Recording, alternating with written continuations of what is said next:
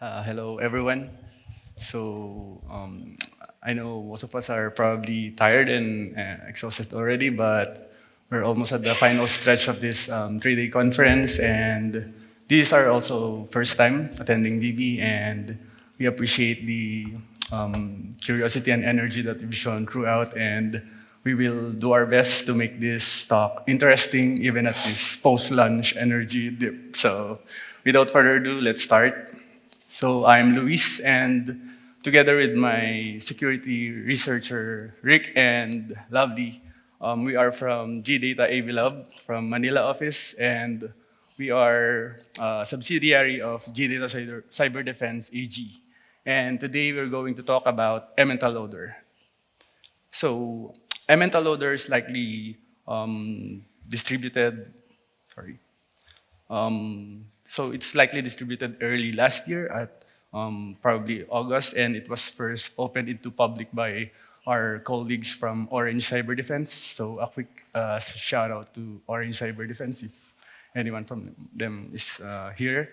And basically, Emmental Loader was coined after the Emmental cheese, which is the Swiss cheese with large holes in it. And to put it into perspective, these holes are basically like security gaps in the context of deliberate obfuscation techniques, missing sections, or fragmented loading steps that make its execution appear like it's incomplete at first glance. But what we'd like to share to you today is this. So this is the detailed overview of the agenda of our talk. So first, we're going to talk about the star of this presentation, which is the Emmenhtal Loader, and we'll also discuss about the different clusters that we've managed to collect and its key techniques and functionalities. And together with that, we will also zoom out to examine its entire infection chain, giving a clear picture of how it was designed and why it functioned the way it does. And we'll also give we'll wrap it up with some key takeaways and some conclusions. So with that, let's take a look into this snippet.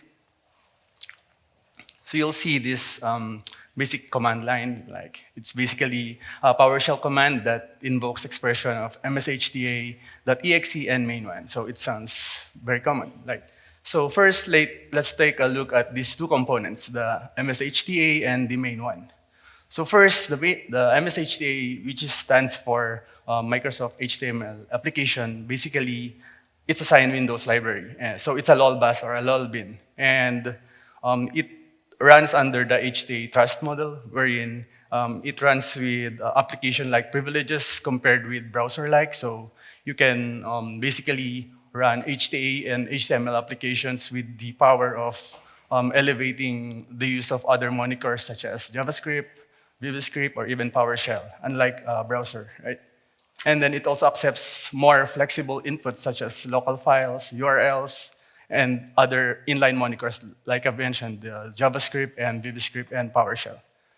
So notably, if you're going to take a look at this, the way it works is the main one should be an HTA file or an HTML application. Or for us to properly use MSHTA, we should invoke basically maybe a command line of JavaScript or an HTA file. But if we're going to take a look at main one, this is actually dccw.exe. So in this case, it sounds suspicious already. And dccw.exe stands for Display Color Calibration Wizard for Windows. So what does this file do? Basically, it's the one we use to calibrate and change the brightness, the contrast, and even the sharpness of our monitors. So that's what it does. But why is it that MSHTA is being invoked with this? So let's take a look and dig deep inside this DCW. So you'll see here that just above the overlay of, or just below the overlay of this DCW, it contains another component such as another duplicate of this DCCW and these three HTA script and two JavaScript files. So let's take a look at how MSHTA interprets this file. So obviously, MSHTA will then interpret this first HTA file just below the overlay, or just inside the overlay of this DCW. And then you'll see here that this HTA element or HTA object contains basically a component for, actually plays a key role in deploying malware, and it's basically a key role to maintain its stealthy execution. So we'll see application caption, which is no. So the regular user won't be able to notice that MSHTA even executed, and the Windows state is minimized, and there's no icon in the taskbar. So that's for the first. And then MSHTA will then now interpret the next embedded object, which is the JavaScript. So if we're gonna take a look into the next one, so you'll see a obfuscated level of JavaScript. And then for the next component, it's also another JavaScript wherein it invokes the eval function, and it will basically execute the ERC variable. So the ERC variable is hidden inside the first JavaScript, inside the DCW overlay. So if we're going to follow through this line of execution, will lead to this next stage of execution chain, which is another JavaScript. And for this JavaScript, you'll see some lines from car codes and obfuscated binaries and data. And if we're going to follow along this line of execution, will lead to, of course, the PowerShell execution chain. And you'll see some different configurations, such as the W1, which is a hidden parameter, and then EP, which is an unrestricted execution policy, and then the NOP, which is basically no profile loading. So this makes execution and runtime faster. So if we're going to follow along the PowerShell line, or the PowerShell script, will lead us into this next stage of PowerShell code. And you'll see here two IOCs, which is the invoice 1202 PDF and PuTTY 1202 or PuTTY 1202 exe. And you notice that invoice is misspelled, but that's actually the way they do so, because threat actors are also normal people, so sometimes they do mistakes and they don't even tend to replace these minor mistakes. So, so for us, this is also an advantage because we can make this as an IOC for our detection. So before we move along into these two files, let's take a quick look of the IP lookup of this IP downloaded. So you'll see here that for this IP lookup, we've seen related activities from VirusTotal relating to the use of Lumma stealer and Blue stealer. So there's a high probability that threat actors are also incorporating the payload or Emmenhtal Loader into their chain of execution. But at the same time, maybe the PuTTY that has been downloaded is also a Lumma stealer. So let's take a look into it. So basically, the two files, the invoice PDF and the PuTTY one exe is the first one. The invoice PDF is just a Lure PDF, so it opens automatically in the Edge browser for the victim to go unnoticed, to unnotice the execution of the other file, which is the PuTTY. So PuTTY is another native Windows binary that's used for remote administration, but in this case, PuTTY is the actual role of this file is the final payload, which is the SmokeLoader malware. And SmokeLoader malware was just one of the payloads that we've been observing during times of this investigation. So let's take a look at the clusters that the cluster of samples that we've discovered throughout public reports and internal investigations. So we have actually 3 clusters. And let's look into the first cluster, wherein these focus more on the payloads such as CryptBot, Mshta and Lumma, and it's focused on infostealers and remote access trojans. As observed in cheesy bunny campaigns, which was reported by Orange Cyber Defense. And then let's take also a look at the second cluster, which is transporting payloads such as Amade and Asyncrat. And this was basically like a MaaS model. Like it's basically contacting public repos hosted to basically drop additional modules such as Asyncrat and other infostealers. But I want us to focus on the third cluster, which is the one we've observed all throughout this presentation. And similar to the payload that we've uncovered a while ago, which is the SmokeLoader, it basically uses a Trojanized binary of dccw.exe. But for some other from other observations, we've also managed to see some payloads, such as from Donut Loader using private character editor, Deer Stealer using the VS Graphics remote engine, Remcos Rat using the Windows Update standalone installer, the Xworm, which is the common notepad.exe, and the Lumma Stealer, which uses the Bluetooth uninstall device task. And we'll still, currently up to now, we're still uncovering some of these Trojanized binaries up to date. Now, we've uncovered some of these key techniques, and we want to highlight some of them. So first is the evasion one. And we've seen the use of MSHTA, which is LOLBAS, to execute remote HTA scripts without dropping obvious binaries. By dropping obvious binaries, we've seen these binaries such as the DCCW, which is a signed Windows, signed Microsoft binary. And HTA executes a trusted Windows process. And for the next technique, we also seen some multiple stage of obfuscation tactics and script execution chains from from JavaScript to PowerShell and another JavaScript. And we call this polyglot script chains since it attempts to use multiple chains of programs and processes. And lastly, the use of and the abuse of LOLBAS, which we've seen the use of PowerShell and MSHTA in this execution chain. Now, finally, for the functionality, these are some of the core functionalities of Emmenhtal Loader. First is to execute. So it basically runs malware components by leveraging the MSHTA Windows binary. So it can invoke scripts via double script, PowerShell, and so on. And it also, since it's a Emmenhtal Loader, it drops and loads secondary malicious payloads on the compromised system.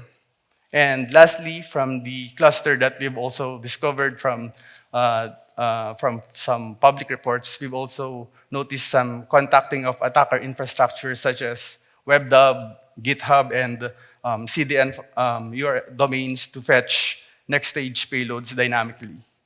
And now that we have uncovered the Emmenhtal Loader process, we now turn to the broader context of where it all started and how the infection chain took place. So may I direct your attention to my colleague, Rick.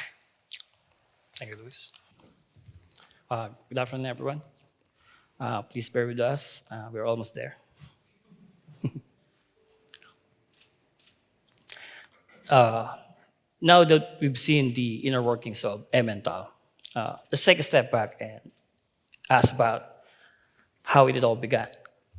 Did the threat actors employ new techniques? Or maybe they implemented something more sophisticated?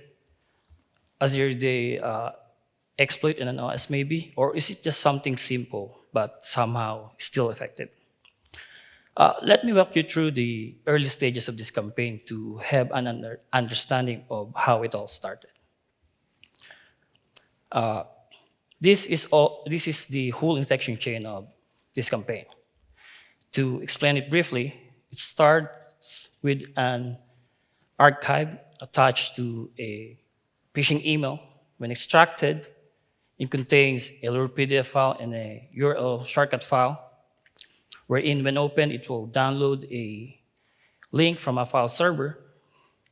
After execution of said link file, a PowerShell command will be launched to parse and execute HTA script and JavaScript embedded in a binary file, which in turn launch another PowerShell command, resulting to download and execution of another LOR and binary file. Finally, the said binary file will load a shellcode into the memory, which serves as the final payload of this campaign. Now, let's take a clear viewpoint on the early stages of this campaign. Started when we SOA post coming from malware hunter team pertain to a sample related to a phishing email targeting a Ukrainian bank. The start of this infection chain is with an email claiming to confirm that a payment has been made. Attached to that email is a 7-zip archive file, which serves as the first stage of this campaign. The archive is named in a Ukrainian language, which means payment instruction. This is just a simple deception, but somehow it is still effective. This is designed to trick victims into extracting and opening the archive's contents. Comparing the approach implemented in the first stage by both old and new SmokeLoader campaign, in the old SmokeLoader campaign, the threat actors exploited a 7-zip 0-day vulnerability to bypass security check using double archive files to allow malware execution. While in this campaign, although the approach is no longer the same, the attackers continued the use of archive-based evasion by including a URL shortcut file inside the archive to deliver malicious payload. Coming back to the archive, after extracting it, it contains two files. One is the PDF file, which is designed to appear like a legitimate banking document, while the other one is a URL shortcut file posing as a PDF link file. And when opened, it will attempt to retrieve file from the file server, and which is the link file. After execution of the download link file, the attack chain exploits the target field to launch a PowerShell command, which signifies the third stage of this campaign. First, let's take a quick look on the said PowerShell command. As you can see, it is still obfuscated. It is a bit obfuscated. And from a quick glance, I'm sure you guys already know what is happening, right? After the obfuscation cleanup, the command used invoke expression to execute MSHTA. So in this case, the malware used a legitimate file to execute and interpret a malicious file from a remote server. This is a common LOLBAS technique using legitimate applications that are available to target computer to allow less than no footprint execution of malware payload. After the obfuscation cleanup, this is the resolve command. So after executing the said command, it will download the Emmenhtal malware, which was already presented by my colleague in the earlier stage of this presentation.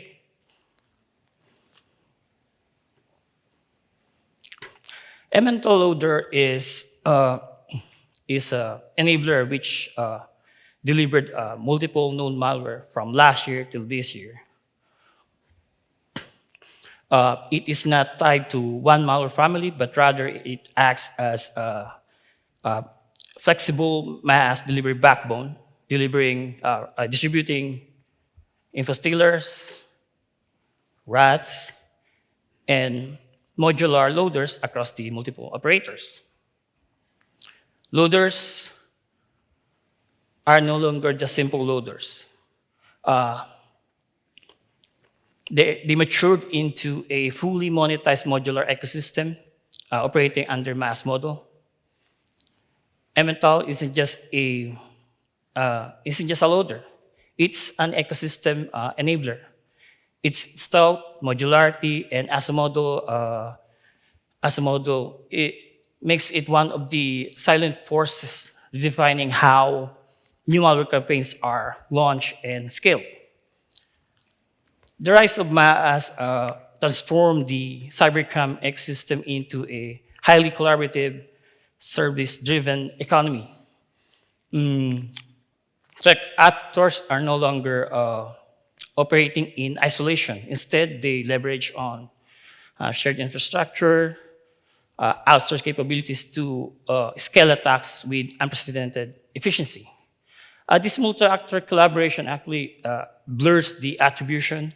It lowers the barrier to entry vectors, and it enables rapid innovation of malware deployment. So as defenders, we need to understand the ecosystem. Understanding the interconnected relationships is crucial to the disrupting the underlying infrastructure and breaking the operational chain that empowers the modern cyber threats. We need to defend beyond the malware. We are no longer talking about a single malware. We are talking about a wide cybercrime ecosystem. We must focus not just on the payload, but also on the infrastructure and entry vectors. We need to disrupt the initial access brokers, loader services, and CNC servers. We need to implement layered defenses like EDR, threat hunting, behavioral analysis.